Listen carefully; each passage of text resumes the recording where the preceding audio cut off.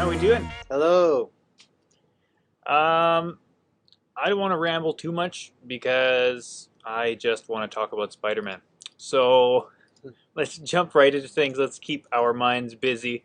And I might never blink again. My brain hurts from watching that movie. But let's start off by saying hi to our friends and thanking our friends in the neighborhood and yes, in the community, not just the neighborhood. So let's get started. all right.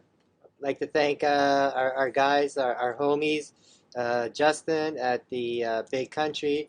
No, he's our guy. He's helped us out much of this year, and at another week or so, we're gonna have like a roundup show, year review and that. So we're gonna go over a bunch of stuff throughout the year and that. So he'll be mentioned a few times there.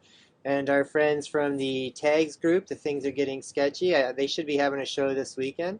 I also saw they just did an announcement coming up for, book your night off for I think it's a January 15th, a Saturday. So The 15th or the 16th? yeah, it's something about shell shocking. So I'm pretty sure that might have some kind of turtle relation there. And the guys from 204 Comics, they're always helping us out there. They get our whatever we special request, or if there's no polls that we want that are either again special requests or things that have come by or past stuff. They're great. They got an awesome pull system for discounts. Mm-hmm. I use their online pull system quite a bit too, so you don't have to talk to Bobby and Ashley as much because that's kind of a pain in the butt once in a while. But yeah, You everyone. sound like Bobby now. I know. But yeah, everyone's in pretty good spirits because it's big Spider-Man day. But what do you want? Do you want to do comics first? Do you want to do our announcements first? Our kind of review stuff that we went over? Or? Let's do comics first. Okay. Yeah, we'll do comics first. Sure. And then we'll get into the other stuff after. Okay. So, first up, I feel like we just covered this book. Like, literally just covered it. Yeah, it didn't seem too long ago. Like, it almost felt just 2 weeks. And that's the new Hulk series. Like Donny Cates, art by Ryan Otley. How are you feeling about this one? I like the art. Yeah, the art's good. I mean, we can agree on that. How do you feel about the story? I don't like this story. It's kind of dumb. Yeah. I don't like how it's... Inside Out, yeah, exactly. It's... I just don't like it. I don't know if it's going to get better or not, but they got Donny Cates has turned the Hulk into like a spaceship.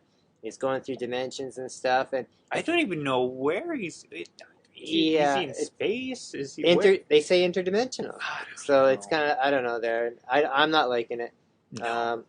He's still the Hulk, but at the same time he's a spaceship. So I don't know how that works. Because if he gets unmad or whatever, he turns into regular Hulk or Bruce Banner. So I don't think too many people are liking this so far. But again, I can't I can't do what I always preach. I always say you got to give a new story 3 or 4 issues, right? Yeah, I mean, I don't know that we'll be covering the third one. No, I'll probably check it out, but I don't know if I'll cover it unless I feel like some reason to cover it. But yeah. But there were some neat shots in it. Yeah, the art's good. Like you get some really beat up looking, torn to pieces Wolverine, and that looked good. Yeah. But story wise, just really weird. And you can see on the cover, like that's sort of, he's in his head, but he's not really in his head because you see inside his smashed visor, and it's still just the Hulk. Yeah, I don't get it. It's silly. It's weird. That's all we've got for Marvel stuff this week. There wasn't a ton. No, it's the end of the year, so Christmas stuff. Yeah, I think it's overall this week there's not a whole lot. Yeah, and what is out is really good though. Besides that one, that was probably that's both our book of the week. Would you say? Yeah. Oh yeah. Where's my little guy here? There he is. Yeah, I would say that's definitely our book. That would be my book of the week. There it is. Wah, wah. Here, put him inside the eyeball. You might as well. So it would fit the story just as much. There he goes. There you go. Yeah.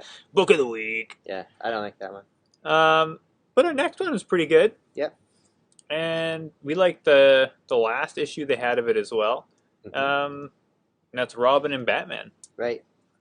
One of probably half of the books this week, it feels like, done by Jeff Lemire. Yeah. I think this one is my top book of the week, my favorite. Mine as well. Between the art and between the storytelling. Yeah. You get a nice little Young Justice, Teen Titans kind of adventure midway through the book. Yeah. And they all look great. They all interact great. And come the end, Batman always has a purpose for something, right? Yeah, exactly. There's a Batman, kind of dishonest twist at the end there that really makes this book stand out, and that's the whole Jeff Lemire part to it. Much like Cullen Bunn, who's on this list later on, Mm-hmm. one of our favorites, and Tinian. So that's another thing we're gonna have coming up on our review, kind of in the review year in review shows, our favorite writers of the year and our favorite books of the year. So everybody who wants, feel free to throw your comments in. You guys were part of this as much as we were all year, so let's hear what you think for comments on writers and stories and books of the year, artists of the year too, whatever. Yeah. Now back to this. Yeah, I really like this book. I like how it's a little bit different twist on the whole Robin Year One kind of saga. I like the art in here too. I like Dustin Nguyen. I probably said that wrong. Isn't it Nigan? Nigan. And also, I'm a kind of a sucker for watercolors lately. Yeah. And it's a watercolor cover, and I had to check that it wasn't Jeff Lemire doing this as well, because it does remind me of some other artwork Nope. he does. He's doing that for May's book, and that's Mhm. one of our other books on here later on. Ready for the next book? I am. So how'd you feel about this one? Batgirls At number first, one. I didn't start off liking it, but by halfway through, I ended up liking it. Really? Yeah. I was the other way around. I thought, okay, this is interesting, and then by probably, about halfway through, I switched, and I was like, you know what, I'm not interested in this. I wasn't a huge fan of the artwork. I don't care really for the characters either. Mm-hmm. And maybe that's why I didn't like it going further on. Is just I don't really care for these characters that much. You don't like the extended Batman family as much. I really don't. Where I do. Nightwing, I like Nightwing. Yeah. I'm not a huge Red Hood guy. He's cool, but that's I like about him. it. I don't care for Spoiler too much. They made her kind of too Valley Girl like in here, which is really silly because she's super smart. It's like what they did with Batgirl Yeah. years back and Yeah. made her a social media Yeah, icon and thing. I like background here. I always like Cassandra Cain. She's a pretty cool character. Yeah. And what I like, this is from Becky Cloonan and Michael W. Conrad's doing the writing. So Becky Cloonan's obviously the I won't say the kitty, but the younger aspect for it, the writer. And you got Jorge Corona doing the art. And I didn't care for the art too much, but I did like the yeah, for sure. I do like the Thought about it last minute. but I do like how the art is okay because it kind of relates to the story a little bit. So what you got here is it's a fun book, and it's not to be too. It's not too kid-like because it even says on the cover there for 13 plus, which I thought that was good too. But what it kind of feels like to me, and I was a big fan of this series when it was out, and I know a lot of people were, was the Super Son series with Robin and John Kent. But I can't do that now because John Kent's been aged up or whatever, right? Yeah. So that's really cool because you kind of get this feel from it. And at first I didn't think it was going to feel like that, and then halfway through it did feel like that. So it is serious enough that it's not kid-like, but it kind of gives you that the Super Sons feel. So I kind of like that. Yeah, and that was a good series too. It was actually. a very good series. I Yeah. think that was a Tom Taylor series. I don't know how many people actually read that one. No, lots of people did. Yeah, there was a lot of backlash when they aged up Superboy because of that. Yeah, again, art was nothing spectacular in this one. I don't think.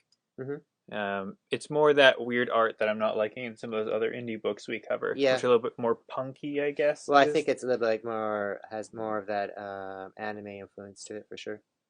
Oh, it could be that as well. And also too, it continues on from the end of the Future State storyline in the Batman books, where the three of them, Batgirl, Spoiler, and Barbara Gordon are all kind of on the run because they're wanted from the fallout from the Future State, and they can't use anything, no high tech or smart devices because they can be tracked that way from the seer, which is like that evil oracle person. Yeah. So they're on the hiding out in the down low everywhere, going back to the old school things of walkie talkies and stuff like that. So it's kind of cool, and burner phones. So I'm curious to see where it goes. It probably won't be good, but No, and I don't know if this one mm, is it a limited series. I know that Robin Batman has one more issue. It's only 3 I think issues. this is 3 issues as well, but I Yeah. could be wrong on that. Okay. I don't mind a 3 issue series. No, well, and I think, that Batman Robin is a larger book.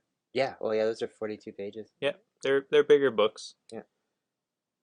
Next up is Heathens, and for some reason, I couldn't get a picture with the trade dressing on it. That's all right. But I believe it's Aftershock, if I'm not It is mistaken. Aftershock.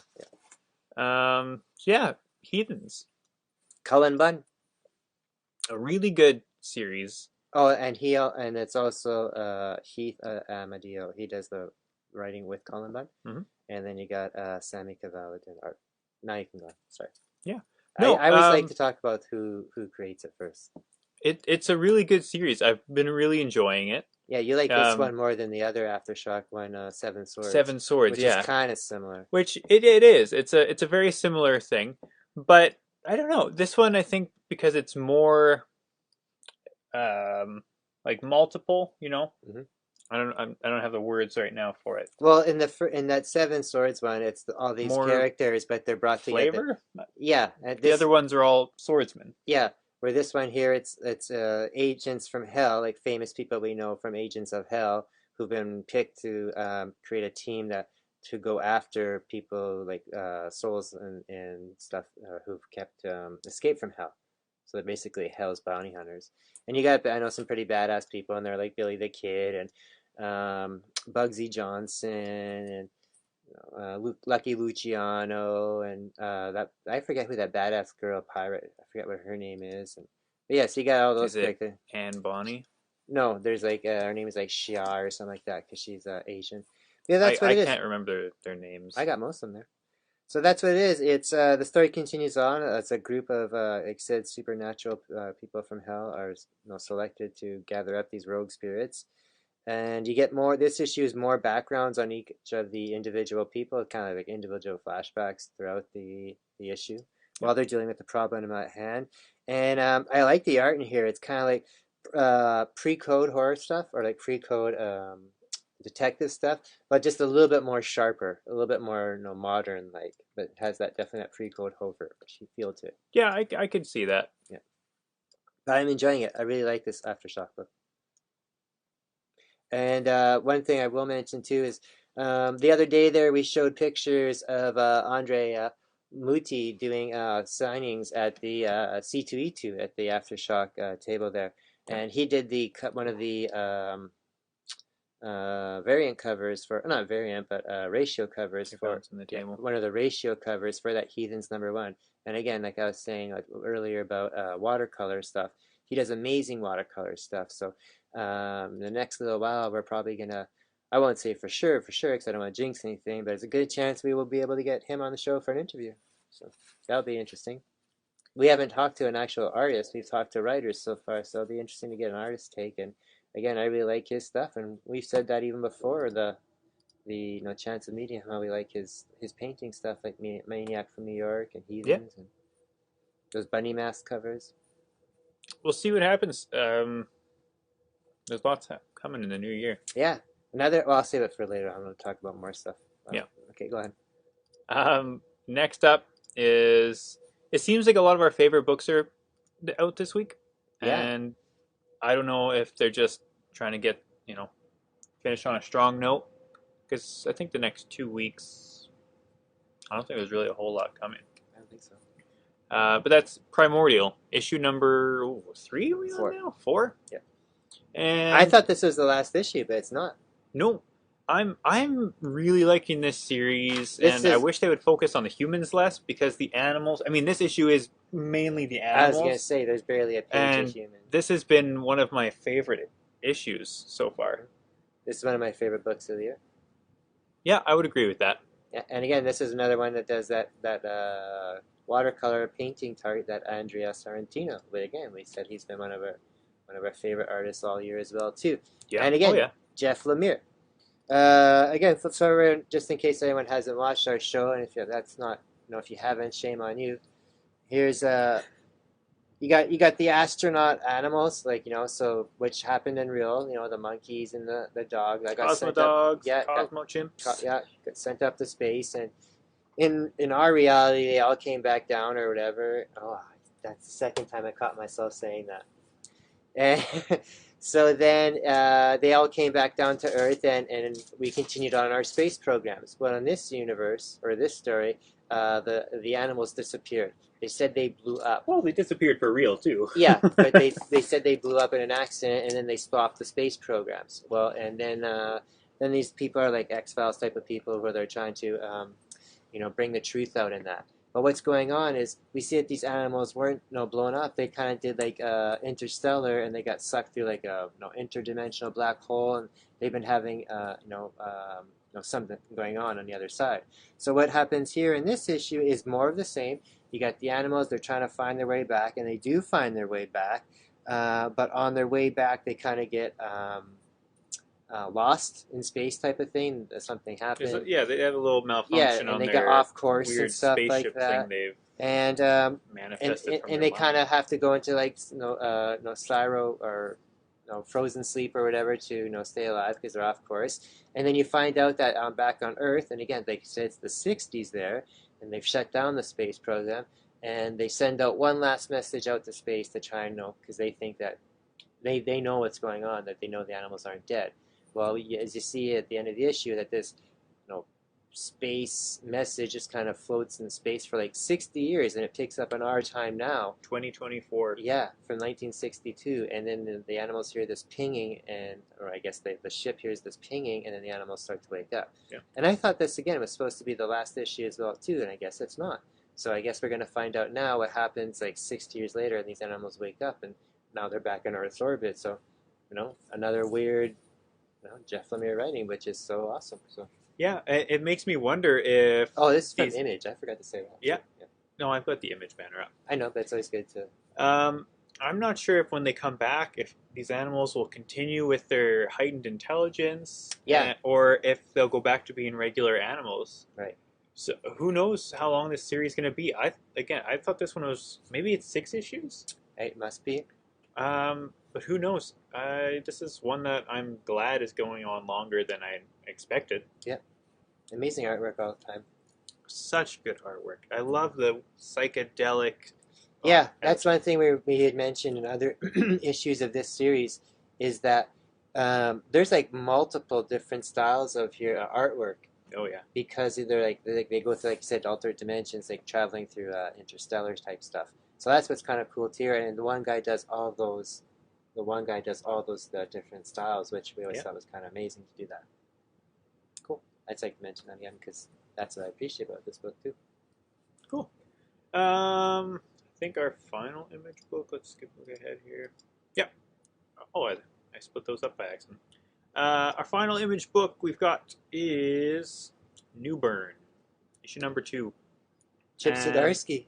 I don't remember how I felt about the first one. I thought I enjoyed it. Yeah, you did. You liked it. But I didn't quite enjoy this one. Oh, really? Yeah, I like the artwork. It does remind me a lot of how the characters are drawn in Firepower. Mm-hmm. And that's good art. It lends itself well to being made into something animated or whatever. But maybe it's because I don't remember the previous issue very well, or it's what. Just like this. But I didn't really like this one quite as much. I like it. This one here, you got Chip Zdarsky writing and Jacob Phillips doing the art. And what I like about this one is, again, one of my favorite artists all year has been Chip Zdarsky. He's been killing it in multiple books, Daredevil, and now he's doing The Devil's Reign. Mm-hmm. New Burn is a guy, and he continues investigating. He's like a fixer, but he's a former cop, and he investigates things for the mob, and he does it for all the mobs. So he's kind of like untouchable. So that's basically what it is now. So he's been doing investigating of a murder, and the chick on the cover kind of gets involved in it, and she ends up starting to become like his apprentice, kind of. She's going to help him out and stuff like that. Yeah, so he's involved in this. He's trying to figure out some things for the mob, and as many as friends as he has and favors in the world, he's got enemies because the guys that he does favors and stuff for are the mob, like I said. So eventually, it's going to catch up with him. So I like that. It's kind of cool. Yeah, it was enjoyable. I just remember liking the first one a lot more, and reading this, I couldn't remember quite why I liked it so much. I think But that's better than knowing you disliked it. Oh, yeah, for sure. Yeah. Our next book, I think, is our final Jeff Lemire book. But who knows? He's got quite a few. Yeah. That's May's book, number, what do we have, 4? Yeah. Yeah, number 4. And again, I thought this was the final issue, too, and it's not. No, I think this one has 5 or 6. Well, it must be, because this is not the end. Well, yes, yes. I really like the covers for this series. Yeah, this is done by Lemire, doing the art and the story. Mm-hmm. Yeah, and Lemire's artwork again here too. Again, another kick. Like I said, can't get over it. Is the watercolor stuff here too. Mm-hmm. Another one that I like is like Shane Mack. Another guy like that. No, just all the Echo covers for the Daredevil stuff. Yeah, so that's pretty cool. That's only something I've started liking recently. The watercolor the stuff? last 6 to 8 months. Mm-hmm. It's really cool seeing watercolor like that. But yeah, we're going further along the story here. The artwork inside is exactly the same, except there's even less color. And it's very grays and blues, and I call it melancholy art. And that's totally the feel you're supposed to get, because the fellow there in the center, Walter? William? William, yeah. He's he has a horrible life. He lost a daughter to sickness, and he's been lost ever since she passed. And he thinks he sees, and he thinks he can find her that's lost in a maze. And he finds this kind of mythical maze that his daughter was always like involved with. She loved puzzle books and that. And he kind of thinks that the maze is an overlay of the city. I don't know if it's New York. They make it seem like New York, but it could be anywhere. It could be anywhere. Or Chicago or something. Yeah. And then throughout this whole book, you see a red line, and the red line is supposed to represent the red marker, or the red pen that the little girl always used for markers. And he's following that. He has a tattoo on his arm that kind of represents the real and the Astra plane or wherever it comes.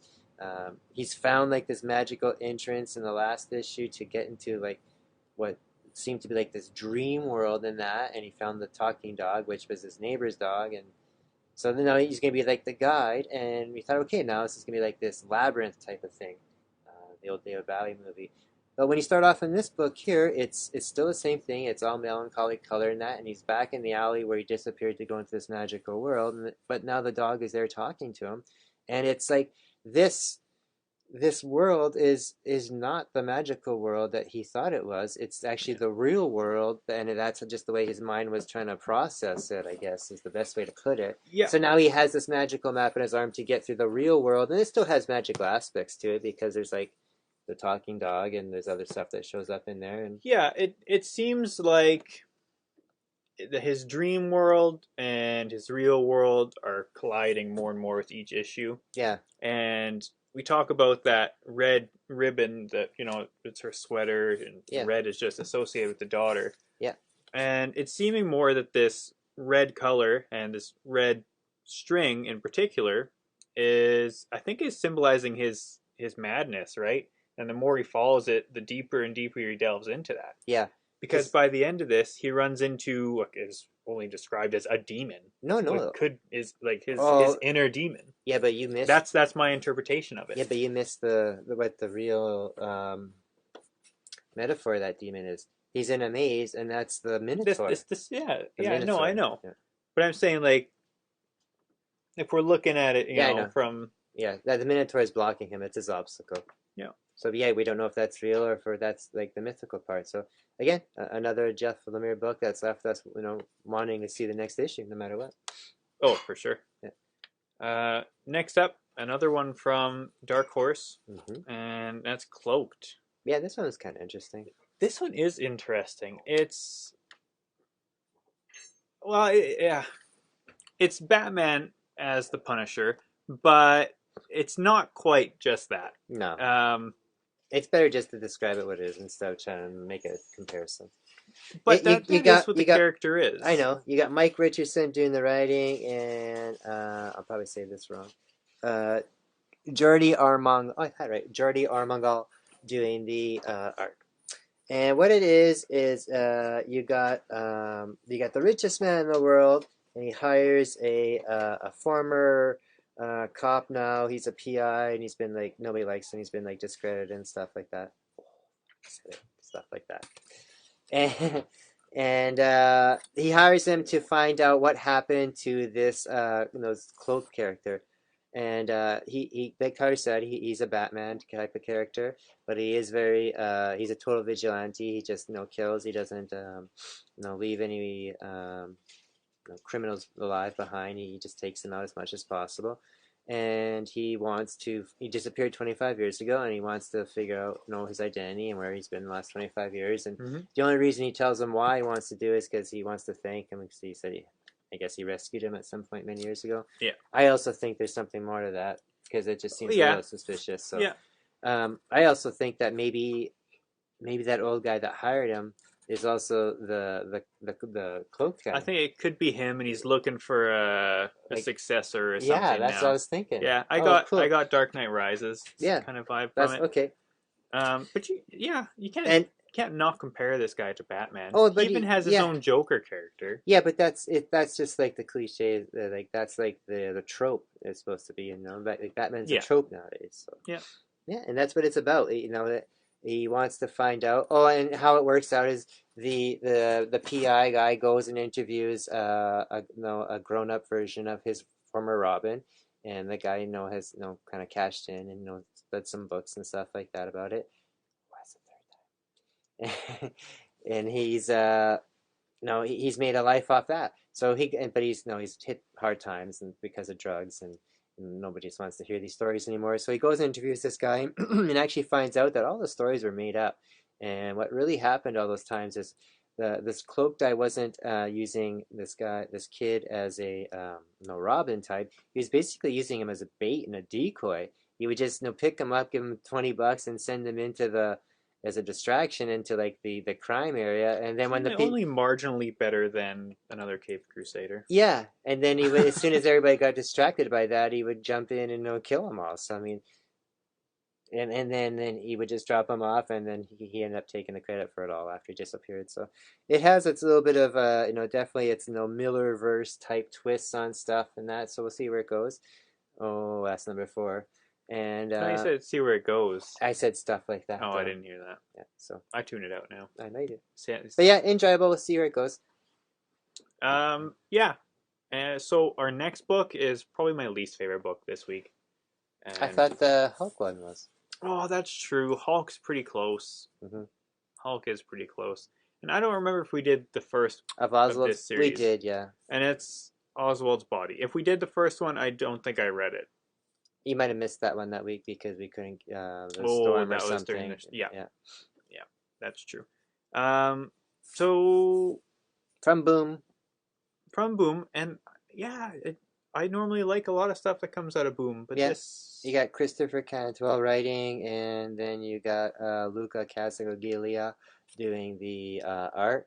I love the covers on this one. I love how it has like that whole Department of Truth X-Files feel I to do it. remember the first issue now. Yeah. It's looking up from a grave or something, No, right? walk into like a subway, down a subway, into a subway entrance, and it's all Was it blocked up. stairs? Yeah, stairway Yeah. case, yeah. Yeah. I like how it's like all redacted and Yeah. stuff. And what it is here is at the end of the last book, or what happened in the last book was you had a guy that was putting together a team of people, each with special skills, kind of like Ocean's 11, but not 11, of guys to do something involved with the assassination of Kennedy. But this is in their time, so it's in real life type of thing. It ended with them getting together and that, and now this book kind of has more of them like doing stuff for a mission and that, but it doesn't really make much sense to me, and I usually can have not too much of a hard time figuring out stuff, but I just couldn't really figure out things this time. Had a little bit harder time. I'm gonna try and read the third one, again to see if it kind of pieces all together. I just got a little confused.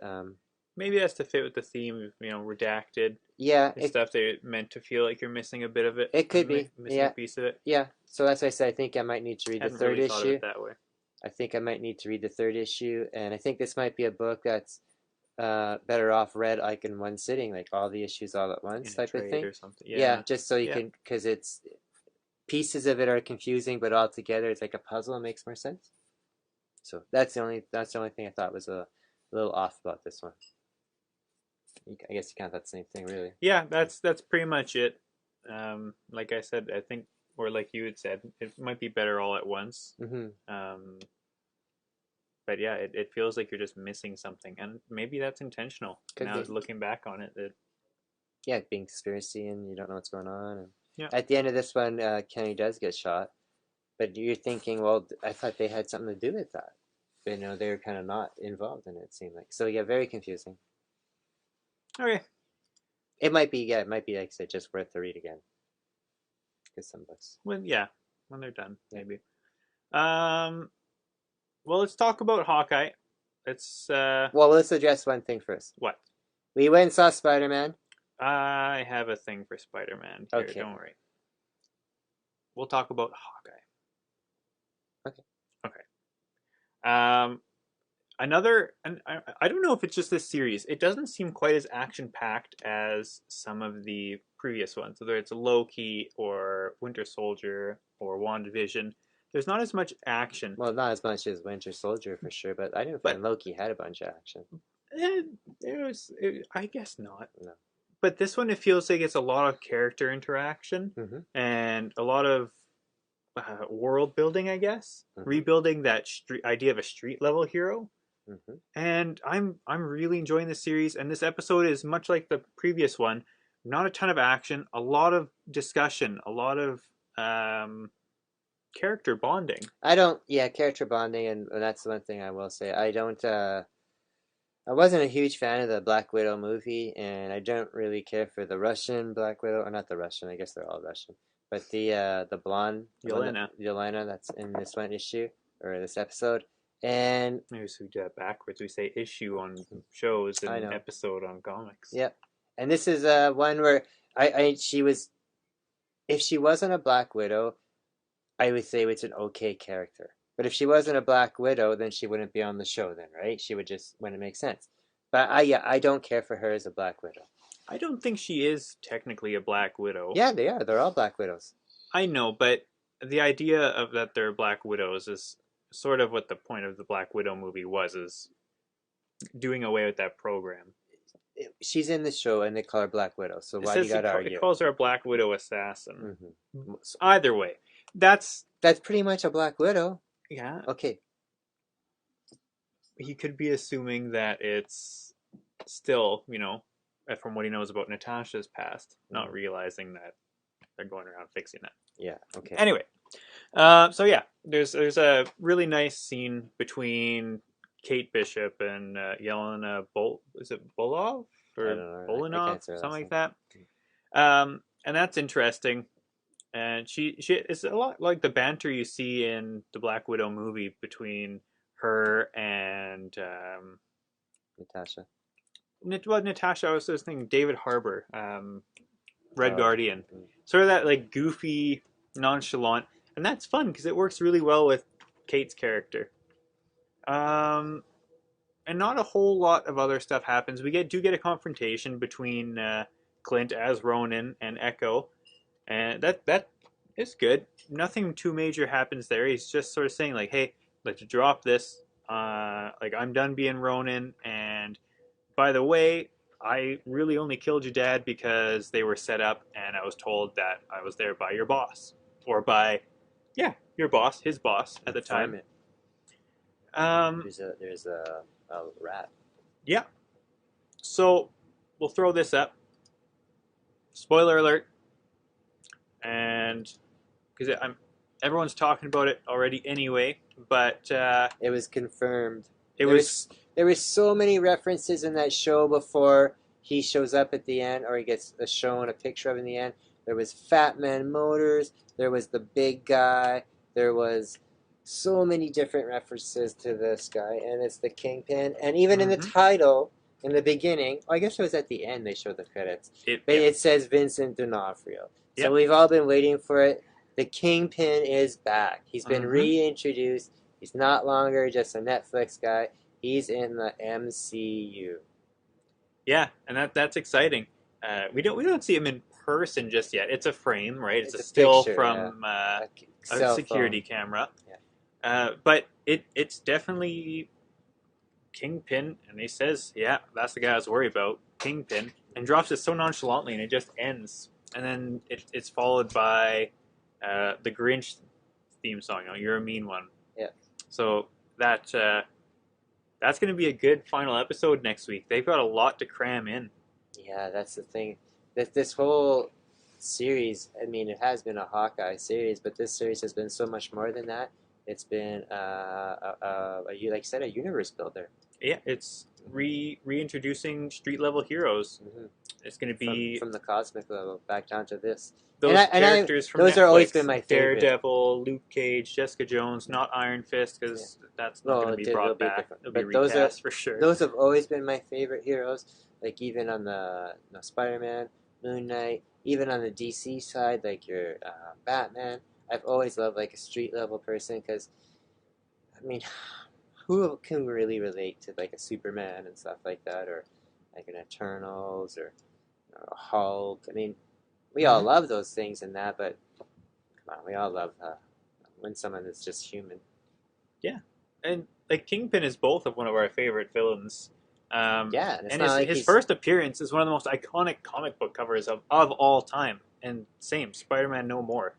You see that, well, that itself has done a lot, but even that interior panel where the suit's sitting in the trash can.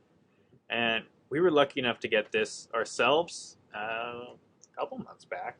Oh, before like more than a year ago, 2 years ago. I know, it was in Ashley's store.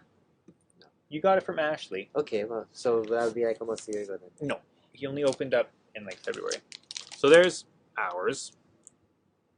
Nice 3.5. It couldn't have been that long because I'm pretty sure that's Taz's old copy that was traded. It's been a long year, but it hasn't been that long. That was the midnight. I think it was both. We're argumentative today. Tired. Maybe it's just I've been up since like 3, and I don't know if I just was eager for the movie, but the dog was bugging me and stuff, so he's still bugging me. So that's that. We're waiting for next episode. That can't come fast enough. Oh yeah, and before we start off, I will like to address the whole Spider-Man movie issue. So you might as well put that up first. Okay. Okay, so me and Tyler did go see the movie. And like we said last week, and we've been saying for a few weeks now, we will not mention any spoilers about this movie or even a talk about it or even address it or anything to at least after the new year. So that's only 2 more episodes anyway, so that gives everybody time to go see it. I'm sure by the end of this weekend, most people probably will have seen it. If not multiple times, they'll probably be spoiled. Yeah. Yeah. I was very surprised that there was no... I didn't see any mention of any kind of spoilers at all today. No. We saw it at 3 o'clock this afternoon, but I know in some places they were showing it like, pardon me, at noon. So I was, kind of staying off stuff. Yeah, I'm good as the dog here. But but I will say it was enjoyable. I think everybody should enjoy it. And that's about it. Yeah, I mean, I'll go out on the limb and say this is probably one of the best superhero movies, personally, of all time. Yeah, it's good. They done great. They brought all those franchises together. They've done a good job. I'm really impressed with it. Really impressed for the future of Spider-Man. I will say, hopefully, whenever you do get a chance to see it, you're in the theater with a good crowd that gets, hyped up. Because it's good to sit there and get hyped up with other stuff. And don't go to the bathroom, because you'll miss everything. There's no good point to go to the bathroom, as one gentleman found out in our theater. I made it through. I'm surprised you made it through, actually. Okay, so Oh, okay, yeah. So again, we mentioned that we're gonna hopefully get a. We were mentioning we had that thing with Andrea Mute earlier this week, so we're gonna try and get an interview with him. Hopefully, that should be nice to see in the new year. Get an artist on the show and not just a writer. Hmm. So that's pretty cool. Another thing that we announced this week is was it just this week? Yeah, it was on Monday morning, It's been a week. Monday or Tuesday. Yeah, we now are taking. We are. I guess saying that we're taking submissions for CBCS and for CGC slabs. Wiggling table. So prices are on screen there. So if anybody has any questions about that, they can just contact us. And we have had quite a few people contact us about it already. We're going to be doing one a month, at least one a month. So if that's going to question Starting in the new year. Starting in the new year, so probably in that first week of January, second week of January, we'll send out our first submissions for this. For it's anybody who's in the Winnipeg or Manitoba area. I mean, anybody can send to us if they want, but it'll be best if you're in the Winnipeg or Manitoba area. You will give your books to us. We will send them away for you, and we will get them sent back to us, and then you'll get them right to us to you again. So it's direct. It doesn't go from us to another place to another place. It goes direct from us to CGC or CBCS, and it'll come back right to us straight through. All the prices on the which you are posted there includes everything. So that includes your taxes and your shipping. Mm-hmm. It also says there too, if you do multiple books, you can get a discount. The discount, I'll just tell people it. So well, it's case by case. It depends how many you're submitting. Right, but it's a good discount. It can be up to $1 or $2 per book, depending on what you submit. And it's one thing I will mention today too is I saw that CGC has made an announcement that just before we started the show that now anybody that's an authorized dealer or a member of CGC can have access to any of the graders notes, which before you had to pay for. So yeah, it was that's like $5 American bucks or something, which that seems a bit ridiculous. That's when you've already paid to grade the book for individual, or you could only look up your own books. Yeah. But now anybody can look up your books, and that's good too because when so many people buy slabs nowadays and they see a grade on it, they want to know, oh, did you submit this, and do you know what the defects were? So had it been pressed and cleaned, and that's one thing that's not on there is information if we're pressing books. And we will be. It's an additional $5. It's not on that picture there because that's just the one for Big Country as a whole. Yeah. We will be offering pressing, and it will be done through Ashley and Bobby at 204 Comics. Yeah. And if you guys knowing that, and if you already know Ashley and Bobby that, if you don't want to, that's only if you don't want to do it yourself. If you want to do the pressing yourself, you can get them to do it and then pass it along to us. We are just I believe it's the same price. It is the same price. $5. So it's either you do it or you ask us to do it on your behalf. Yeah, either way. We're just offering it to eliminate one step for people who want to do a one-to-one kind of stop shopping type of thing. We're not offering it for every book because some people have books pressed already, or because they do their own pressing, or they want to have their own pressers. So that's why it's not on there for every book. But if you do want that option, we can provide it for you. Mm-hmm. I guess one thing we should mention too is everyone's aware that CBCS and CGC, their wait times are long. I don't know what it is right now, but do keep in mind that it probably won't be 1 or 2 months when sending stuff away. I think we have stuff back there from April still, so it's 6 months plus in some cases.